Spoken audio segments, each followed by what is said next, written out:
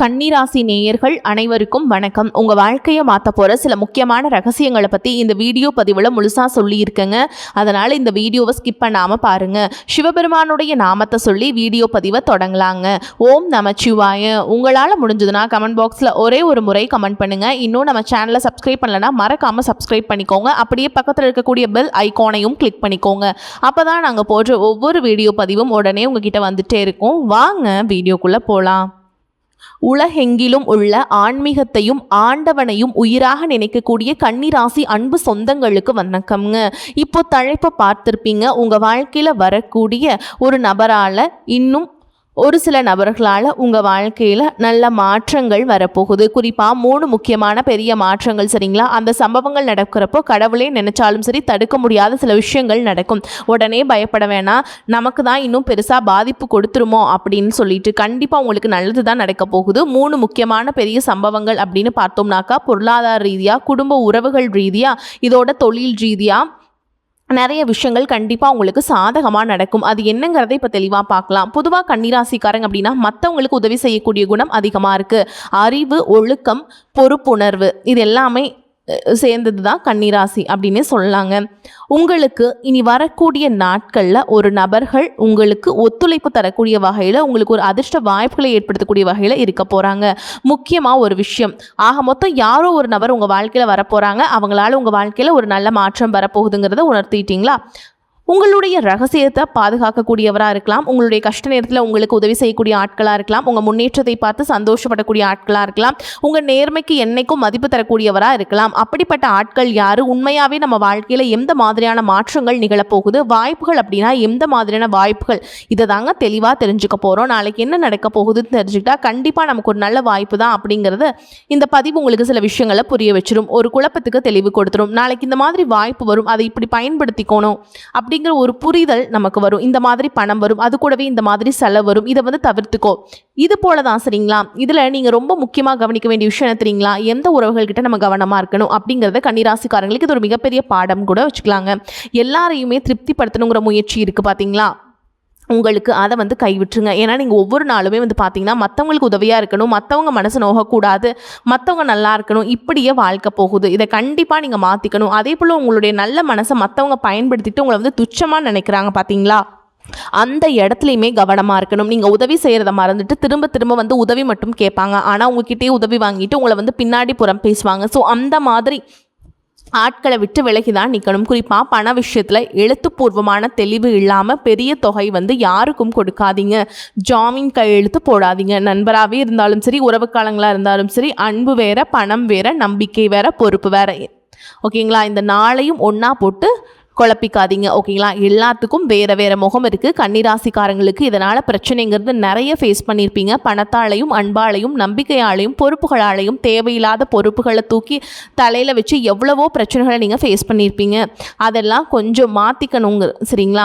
அதுதான் இப்போ நம்ம தெளிவாக பார்க்க போகிறோம். முதல்ல தொழில் மற்றும் வேலை. கன்னிராசிக்காரங்களை பொறுத்த வரைக்கும் மிகவும் முக்கியமான துறைகளில் லாபம் மற்றும் தொடர்புகள். ஏன் அப்படின்னு உங்களுக்கு கிரக நிலைகள் சாதகமாக இருக்குது. அதனால தான் ஒரு சில நபர்கள் உங்கள் வாழ்க்கையில் வரப்போகிறாங்க. அவங்களால நீங்கள் நல்லா இருக்க போகிறீங்க அப்படின்னு நான் சொன்னேன். குறிப்பாக குரு உங்களுக்கு 11ஆம் இடத்துல இருக்காரு. 11ஆம் இடங்கிறது கன்னிராசிக்காரங்களுக்கு கடகராசியில் வருது. ஸோ அங்கே குரு பகவான் உச்சம் பெறக்கூடிய இடம். உங்களுடைய திறமையை சரியான நபர்கள்கிட்ட கொண்டு சேர்க்கக்கூடிய வாய்ப்பு அதிகமாகும்.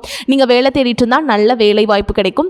கிடைக்காம போன வாய்ப்புகள் எல்லாம் இப்போ உங்களுக்கு வீடு தேடி வரும். புதிய தொடர்புகள் உருவாகும். மூத்தவர்கள் அவங்க ஒரு ஆலோசனை சொல்வாங்க. அவங்களுடைய உதவியாக இருக்கட்டும், அவங்களுடைய ஒரு வாய்ப்பு, ஒரு சான்ஸாக கூட இருக்கலாம். அது உங்களுக்கு பெரிய மாற்றத்தை கொடுக்கும். அது எப்படி வேலையை மாற்றணும் அப்படின்னு நினைக்கிறீங்க அப்படின்னாக்கா அவசரமாக முடிவெடுக்காதீங்க. ஒரு வேலையை பார்த்துக்கோங்க. சம்பளம், பணிச்சூழல், பொறுப்பு இதெல்லாம் நல்லா ஆராய்ச்சி பண்ணிவிட்டு அதுக்கப்புறமா அந்த வேலையில் ஜாயின் பண்ணிட்டு இருக்கக்கூடிய வேலையை விடணும். கன்னிராசிக்காரங்களுக்கு இந்த காலகட்டத்தில் யாரை சந்திக்கிறோம், என்ன வேலை செய்கிறோம் எல்லாமே முக்கியத்துவம் நீங்கள் கொடுக்கணும் எல்லாத்துக்குமே. அதே போல் தொழில் செய்கிறீங்க அப்படின்னா சொந்த தொழில் செய்யக்கூடிய கன்னிராசிக்காரங்க பழைய வாடிக்கையாளர்கள் மீண்டும் தொடர்பு கொள்ள போகிறீங்க.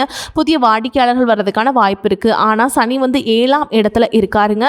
இதனால் கூட்டு தொழில் செய்கிறவங்களாம் ரொம்பவே கவனமாக இருக்கணும். யாரையுமே நம்பக்கூடாது. திரும்ப திரும்ப சொல்கிறேன், கன்னிராசி பல பேரை நம்பி குறிப்பாக கூட்டாளிங்க நண்பர்களால் அதிகப்படியான ஆபத்தை சந்திச்சவங்களும் கன்னிராசிக்காரங்களாக தான் இருக்கீங்க.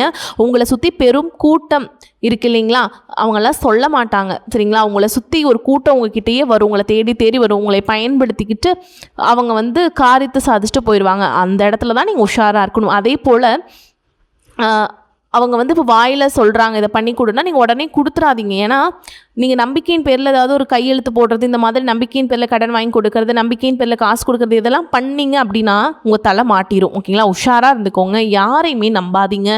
எதுவாக இருந்தாலும் சரி ரிட்டனில் எழுதி வாங்கிக்கோங்க. ஒவ்வொரு பொறுப்பையும் தெளிவாக புரிஞ்சுக்கோங்க. கணக்கு தெளிவாக இருக்கணும். பணம் தொடர்பான பதிவுகள் சரியாக இருக்கணும். அப்போ தான் சனி ஒழுக்கமான தன்மைக்கு உங்களுக்கு எதிராக வேலை பார்க்காம இருப்பார்.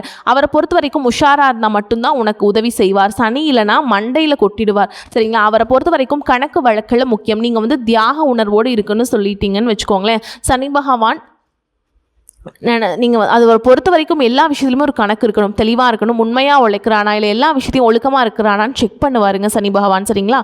அதே போல் குடும்ப வாழ்க்கை கன்னிராசிக்காரங்களை பொறுத்த வரைக்கும் குடும்பத்திற்கு அதிகமாக யோசிப்பீங்க, அதிகமாக பாசம் வச்சுருப்பீங்க. ஆனால் அது ஒரு பிரச்சனை இருக்குது, மனசில் இருக்கிறத வெளியில் சொல்லாமல் வச்சுருக்கீங்க. அதனால் மற்றவங்க புரிஞ்சுக்காமல் இருக்காங்க. சில நேரங்களில் என்ன நினைக்கிறீங்க, வீட்டில் இருக்கவங்களுக்கு பார்த்து பார்த்து பண்ணியும் அவங்க கடுகளவு கூட உங்களுடைய தியாகத்தையும் உங்களுடைய செயல்பாட்டையும் புரிஞ்சுக்கவே இல்லை. ஃபஸ்ட்டு நான் ஒரு விஷயம் சொல்கிறேன், இதை நீங்கள் செய்கிறீங்க அப்படின்னாக்கா இதை நீங்கள் எப்படி கஷ்டப்பட்டு செஞ்சீங்க. ஒரு பொருள் வாங்கி கொடுக்கறதா இருக்கட்டும், ஒரு உதவி பண்ணுறதா இருக்கட்டும், ஒரு இடத்துக்கு ஓடி போய் ஒரு வேலையை முடிச்சதாக இருக்கட்டும், இதில் எவ்வளோ கஷ்டம் இருக்குங்கிறத தெரியப்படுத்துங்க. குடும்பத்துக்கே தெரியாமல் சம்மந்தப்பட்ட உதவி செய்கிறவங்களுக்கு, உதவி வாங்குறவங்களுக்கு அந்த கஷ்டம் புரியணும். ஓகேங்களா, அதை ஃபஸ்ட்டு நினைவில் வச்சுக்கோங்க. இந்த காலகட்டத்தில் குடும்பத்தில் ஒரு விஷயத்தை நினைவில் இருக்கணும்.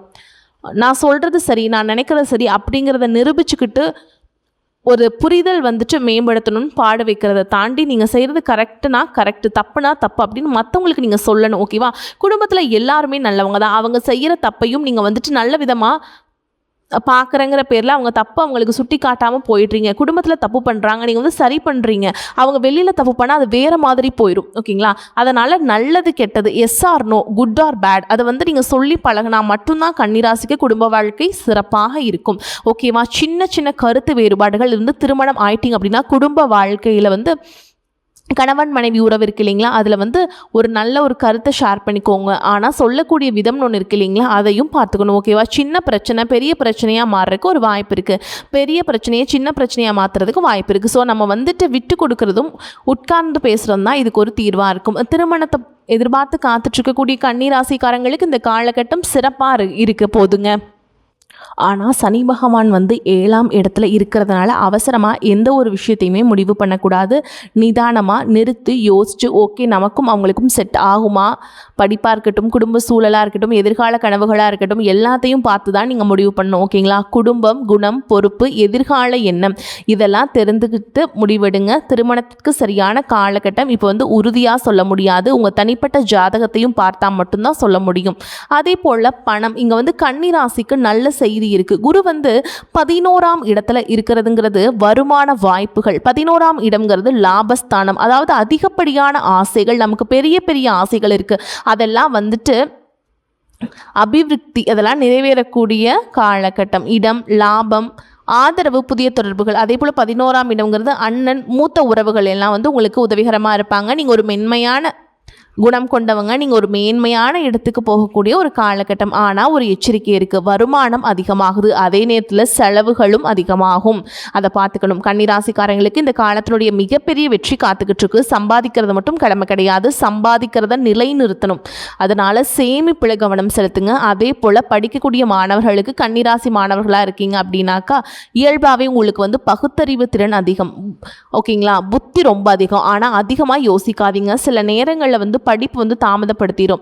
இன்னும் நல்லா படிக்கணும், இதை மட்டும் நினச்சிக்கிட்டு நீங்கள் படிச்சுட்டே இருங்க, கரெக்டாக படித்து முடிக்கணும் அப்படிங்கிற மாதிரி நினச்சிக்கோங்க. சின்னதாக இருந்தாலும் சரி தினமும் படிங்க. உங்களுக்கு புத்திசாலி தான் நீங்கள், ஆனால் அனுதினமும் படித்தா மட்டும்தான் அதிகப்படியான மதிப்பெண்களை பெற முடியும், மேன்மை அடைய முடியும். படிக்கக்கூடிய மாணவர்கள் புத்தி இருக்குது, நம்ம எப்போ வேணால் பயன்படுத்தலாம்னு சொல்லிட்டு நேரம் காலத்தை தாமதப்படுத்திட்டீங்க அப்படின்னா சனி பகவானுக்கு பிடிக்காதுங்க. குறிப்பாக போட்டித் தேர்வு, உயர்கல்வி, புதிய திறன் கற்றுக்கிறது, திட்டம் போடுறது, இதெல்லாம் உங்களுக்கு நல்ல பலன்களை கொடுக்கும். பெரியவங்களுக்கு, கன்னிராசியை சேர்ந்தவங்க பெற்றோர்களாக இருக்கீங்க, இல்லை வீட்டில் பெரியவங்களாக இருக்கீங்க அப்படின்னா உங்களுக்கான பதிவு இது எல்லாத்தையும் தூக்கி தலையில் போட்டுக்காதீங்க. எல்லாருக்கும் பொறுப்புகளை பிரித்து கொடுங்க. உங்களுக்கு தேவையான ஓய்வு, தூக்கம், வழக்கமான மருத்துவ ஆலோசனை இதெல்லாம் வந்து அலட்சியப்படுத்தாமல் இதில் வந்துட்டு கண்டிப்பாக நீங்கள் கடைபிடிக்கணும். ஆன்மீக பயணம் போகிறது, கோயில் பயணம் போகிறது, தியானம் பண்ணுறது இதெல்லாம் வந்து மனசுக்கு அமைதியை தரும், உங்கள் வாழ்க்கையை மேம்படுத்தும். இது வந்து உதவிகரமாக இருக்கும். எல்லா பொறுப்புகளையும் தவிர்த்துட்டு இனி போதும் அப்படிங்கிற ஒரு மனநிலைக்கு வந்தால் மட்டும்தான் நல்லா இருக்க முடியும். உங்களை பொறுத்த வரைக்கும் பரிகாரம்னு கேட்டிங்கன்னா உங்களுடைய அதிபதி புதன் பகவான். ஸோ அவருக்கு ரொம்ப முக்கியமான வழிபாடு பார்த்திங்கன்னா புதன்கிழமைகளில் யார் பெருமாள் வழிபாடு பண்ணுறது, பச்சை நிறத்தை அதிகமாக பயன்படுத்துறது, விநாயகர் வழிபாடு பண்ணுறது இது வந்து நல்ல ஆன்மீக நடைமுறையாக இருக்கும். புதன்கிழமைகளில் விநாயகர் வழிபாடு, பச்சை பயிர் தானம் கொடுக்கறது படிக்கக்கூடிய மாணவர்களுக்கு ஓகேங்களா. ஏன்னா புதன் அப்படின்னாவே வந்து கல்விக்கான கிரகம்னு சொல்லுவோம் இல்லையா. எழுதுறவங்க படிக்கிறவங்களுக்கு ஏதாவது வந்து பேனா, புத்தகம், நோட்டு, அதே போல் படிக்கிறவங்களுக்கு வந்து ஃபீஸ் கட்ட முடியாமல் இருக்கவங்களுக்குலாம் நோட்டு, புத்தகம் இல்லை ஸ்லிப்பு வாங்கி கொடுக்கறது, இந்த மாதிரி கஷ்டப்பட்ட குழந்தைகளுக்கெல்லாம் நீங்கள் சாலையோரத்தில் கஷ்டப்படுவாங்க இல்லைங்களா. அவங்க ஊர்லேயே பார்த்தீங்கன்னா அவங்க கூட தெரியும் படிப்பு கஷ்டப்படுற குழந்தைங்க நல்லா படிப்பாங்க, அவங்களுக்கெல்லாம் வந்து உதவி செய்கிறது ரொம்ப நல்லதுங்க. இது வந்து உங்களுக்கு வந்து சிறந்த பரிகாரமும் கூட. அதே போல் பசியால் வாடக்கூடிய பெரியவங்க உண்மையாகவே வந்து சாப்பாட்டு கஷ்டப்படுறவங்களுக்கு உதவி பண்ணுங்க. ஓம் கம் கணபதியே நமக இதை வந்து பக்தியோட புதன்கிழமைகளில் 108 முறை சொல்கிறதும் உங்கள் கைகளால் எழுதுறதும் சிறப்பு. இதோட புதன் தொடர்பு அதிகமாக இருக்கக்கூடிய திருவெண்காடு புதன் ஸ்தலத்துக்கு போயிட்டு வாங்க. குடும்பத்தோடு போயிட்டு வர்றது ரொம்ப நல்லது. மன உறுதி எல்லாமே உங்களுக்கு கிடைக்கும், எண்ணங்கள்லாம் சிறக்கும். அதே மாதிரி விநாயகர் வழிபாடு செய்கிறது வந்து ரொம்ப அவசியம். ஏன்னா ஒரு முதன்மையான கடவுள், அதனால முதன்மையான வழிபாடு ஓகேங்களா. இதோட மன அமைதி, ஒழுக்கம், நம்பிக்கை இதை வந்து வளர்த்துக்கான வழியை பார்த்துக்கோங்க. உங்களுக்கு அதிர்ஷ்டம் தரக்கூடிய எண்கள்னு கேட்டிங்கன்னா கன்னிராசிக்காரங்களுக்கு வந்து 6, 3 அதிர்ஷ்டம். இதெல்லாம் அதிர்ஷ்டம். முக்கியமாக முடிவெடுக்கிறீங்க அப்படின்னாக்கா இந்த மாதிரி பார்த்துக்கோங்க. இந்த தினங்களில் அதிர்ஷ்டம் தரக்கூடிய எண்கள்னால் அந்த எண்களாக தான் இருக்குங்க. அதே மாதிரி அதிர்ஷ்டம் தரக்கூடிய நிறங்கள்னு பார்த்திங்கன்னா இளம் பச்சை, பச்சை கலந்த இயற்கை நிறங்கள். ஏதாவது புதன்கிழமைகளை பச்சை நிறத்தை வந்து அதிகமாக பயன்படுத்துங்க. இது உங்களுக்கு மேன்மையை கொடுக்கும். அதே மாதிரி அதிர்ஷ்டம் தரக்கூடிய திசை வடக்கு திசை. ஏதாவது புதுசாக வந்து ஒரு காரியம் தொடங்குறீங்க, ஒரு விஷயத்துக்கு போகிறீங்க அப்படின்னா திட்டம் போடுறது சரி. இந்த திசையை நோக்கி செய்யக்கூடிய விஷயங்கள் வந்து உங்களுக்கு வெற்றி தான். இதோட பொதுவாகவே நீங்கள் யார் அப்படின்னாக்கா வாழ்க்கையில் எவ்வளவோ பிரச்சனை வந்தாலும் உடஞ்சு போக மாட்டீங்க. ஏன்னா உங்கள் எதிரிகளே வந்துட்டு பார்த்தீங்கன்னா கதிகலங்கி போயிடுவாங்க. இவ்வளோ பிரச்சனை இருந்தால் கண்டிப்பாக நம்ம செத்துருவோம்டா, இவ்வளோ பிரச்சனையை கொடுத்தா பாரு ஒன்றுமே இல்லாமல் எப்படி இருக்கான் பாரு, கல் மாதிரி நிற்கிறான் பாரு அப்படின்னு பல பேர் உங்களை வந்து பார்த்துருக்காங்க, உங்ககிட்ட கேட்கவும் செஞ்சுருக்காங்க. அதுதான் உங்களுடைய பலம்ங்கிறத புரிஞ்சுக்கோங்க. இதோட யாரையும் நம்பாதீங்க. நல்ல மனுஷங்க யாரு, கெட்ட மனுஷங்க யாருங்கிறத அடையாளம் பார்த்துக்கோங்க. பணம் வருது அப்படின்னாக்கா சேமிக்க பாருங்கள். வாய்ப்பு வந்துச்சு அப்படின்னா அதை வந்து ஆராய்ந்து பயன்படுத்துங்க. உறவுகள் வந்தால் உண்மையானு பாருங்கள். பிரச்சனை வந்தால் பயப்படாமல் தீர்வை தேடுங்க. கன்னிராசிக்கு இப்போ திறந்திருக்கக்கூடிய கடை வந்து ஒரு மேன்மை தரக்கூடிய அதிர்ஷ்ட கதமாக தான் இருக்க போகுது சரிங்களா. இந்த காலத்தை மட்டும் பயப்படாமல் பயன்படுத்துங்க. தெளிவோடு பாருங்கள், நம்பிக்கையோடு செயல்படுங்க. விநாயகர் பெருமான மனசில் நிறுத்துங்க. கன்னிராசிக்காரங்களுக்கு வரக்கூடிய நல்ல மாற்றங்கள் உங்களுடைய உழைப்போடு இணைஞ்சு ஒரு மேன்மை தரக்கூடிய அமைப்பு தான். பொதுவாக கன்னிராசிக்காரங்களுக்கு இன்னொரு தனித்துவம் இருக்குது. யாரையும் அவ்வளோ ஈஸியாக நம்ப மாட்டீங்க. உங்களுடைய நேரத்தையும் உழைப்பையும் மற்றவங்களுக்காக விட்டு கொடுக்கவும் தயங்க மாட்டீங்க.